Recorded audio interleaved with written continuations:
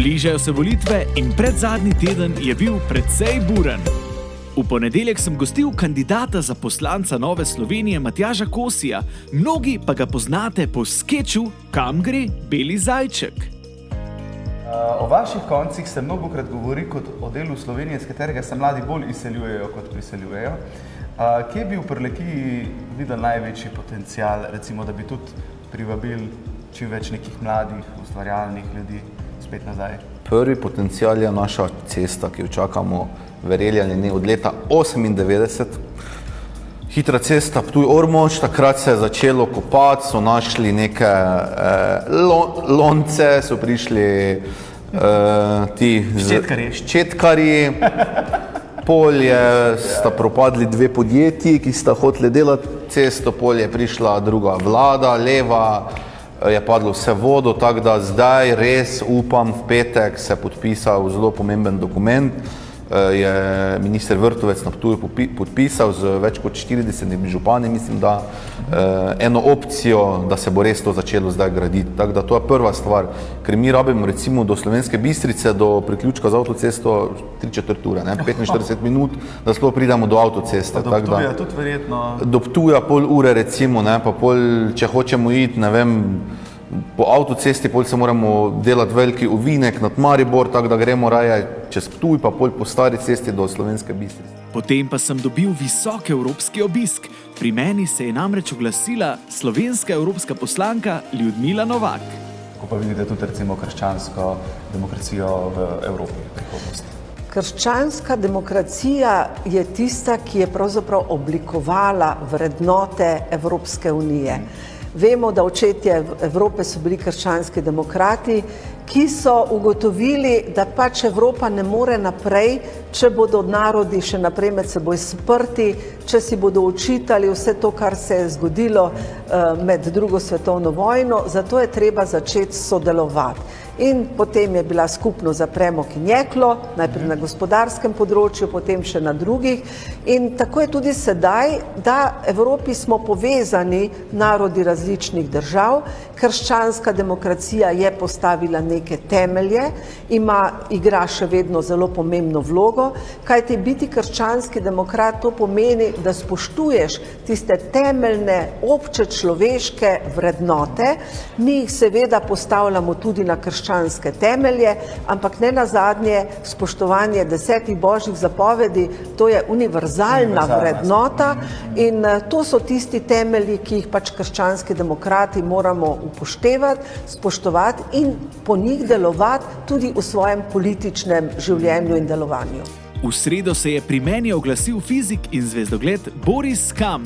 Izvedel pa sem, da ima Slovenija tudi 2 satelita.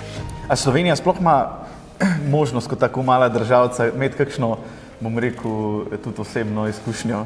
Ja, ima. In sicer mi smo naredili 2 oziroma v Sloveniji gre za vesoljsko tehnologijo, a ne? In sicer zdaj tudi tudi Evropska astronomska agencija, ko pošiljajo rakete ali pa satelite, to sodeluje po celem svetu in se moraš prijaviti. V Sloveniji smo izdelali 2 satelita, ki sta poletela v vesolje. In imamo 2 satelita? Ja. Ali jih imamo še kaj več odprej? Ne, samo 2 imamo zaenkrat, samo to je velik dosežek. Pri tem je sodelovala fakulteta za elektrotehniko, informatiko iz Mariborske fakultete, in eden se imenuje Trisat, drugi pa Nemo. Trisat in Nemo. Ja, ampak to so mehni sateliti, ki so postavljeni bili v raketo Ariana, ki je nosila s sabo še drugih 53 satelitov. Ampak vedeti morate, da so tehnologija tukaj 5 kilogramov je, ne? To je majčken satelitek. Ja. Kaj pa so funkcije tega satelita, recimo teh 2 satelitov? Zdaj jih testirajo, da bojo recimo slovensko kmetijstvo pregledali infrastrukturo ali pa vreme in tako naprej. V četrtek sem gostil poslanca Blaža Pavlina, govorila sva o zanesljivosti anket in o socialnih omrežjih. Socialna omrežja so postala izjemno pomemben del stika tudi politikov z ljudmi. Kako se vam zdi, da je to spremenilo recimo nek politični prostor in ali ste dejansko tudi vi kot osebno zelo odzivni, če vam kdo napiše? Mislim, da v zadnjem obdobju bodo socialna omrežja ali pa v tej kampanji odigrala ključno vlogo. Vedno več ljudi je na teh socialnih omrežjih, sigurno glede na starost uporabljamo različna socialna omrežja. Mogoče sam zase bi rekel, da bi lahko bil še bolj prisoten na teh socialnih omrežjih, se pa trudim, da ljudi obveščamo o dogodkih, na katerih sem sodeloval in seveda tudi po najboljši meri čim hitreje odgovorim na kakšno vprašanje. Seveda imate tudi družino in verjamem, da temu posvetite veliko časa izven poslanskih klopi. Ja, se trudim, da delo v parlamentu ne bi vplival na to, da bi bili skupaj z družino, z otroci. Naslednji dan pa nas je obiskal minister za digitalno preobrazbo Mark Boris Andrijanič.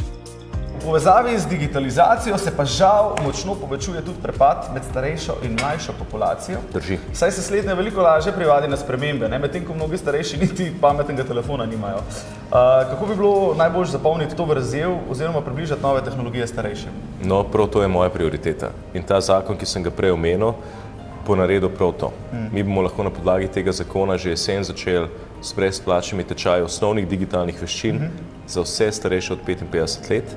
Na ta način želimo zagotoviti, da bodo imeli vsaj tista osnovna računalniška znanja, ki jim bodo omogočila, da uporabljajo spletno banko, da uporabljajo spletne storitve javne uprave in tako naprej. Osnovne stvari. Kaj pa tudi recimo? No, pa še to bi dodal, vsak, ki se bo udeležil tega tečaja, bo dobil tudi digitalni bon za nakup računalniške opreme v višini 150 €. Tako da boš lahko ta nova znanja takoj prelil v prakso na svoji novi tablici ali pa prenosnem računalniku. Se pravi, potem tudi recimo Dom starejših občanov bo lahko organiziral neka predavanja? Tako. Ta predavanja bodo lahko organizirala organizacije, ki so bodisi zasebne ali pa javne, pa imajo reference na tem področju, strokovno usposobljen kader in tako naprej. Vse to se bo izvajalo na podlagi javnega razpisa, ki bo šel ven že naslednji mesec, tako da gremo v akcijo. Verjetno se je že vsakemu od nas zgodilo, da je starim staršem nastavljal uro na telefonu, ko se je ta zamenjala, tako da... 12-krat na teden. Upam, da... No, ampak bodite potrpežljivi, ne samo s svojimi starimi starši, tudi s svojimi starši, pomagajte jim.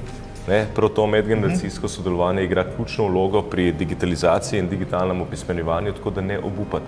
V soboto pa nam je mladi ljubljanski kandidat Janez Novljan povedal, kako je bilo na misijonu v Zambiji. Kako težko se je sploh mlademu človeku dan danes odpovedati vsemu, kar ima in preprosto oditi? Gre namreč za velik korak iz cone udobja in ali sta imela vidva tudi kakšno domotožje in seveda sta si kdaj rekla, to greva nazaj raje ali nikoli ni bilo proti? So bile želje iti nazaj, ampak niso bila pa tako greva, ampak so bila, to sta si izbrala, zdaj pa potrpta, takrat je bilo težko. Najbolj začutiš ta občutek mogoče domotožja, ko vidiš, da so okoliščine take, v katerih ne moreš biti tukaj, imeti tega občutka varnosti, Recimo, ne vem, da ti po noč hodijo kukarača, ščurki po stenah pa po postelji, pa da moraš skozi gledati po noč pod tla, da ne boš na kačo stopil. A je tako? Ja, mislim, ni spet to kač, ampak moraš gledati, škorpioni? Tudi. In je, ne vem, take stvari, ali pa recimo, ne vem, da po noč ne moraš iti ven v mesto, ker je nevarno. Ali pa, ne vem, da se hočeš nekam peljati na podeželje in se moraš imeti džipa, če nikamor ne prideš. Take stvari so... Cest tam ni verjetno veliko asfaltiranih? Ne, zelo malo, samo regionalne. V bistvu tudi, kako bi rekel, pa nas avtoceste. So navadne regionalne ceste. Vse ostalo so pa hribčki in dolince. No, pa gremo še v zadnji teden pred volitvami. Debate in bitke so postale burne, a vse bo jasno v nedeljo. Do takrat pa nam sledite in spremljajte še zadnje izmed intervjujev. Se vidimo!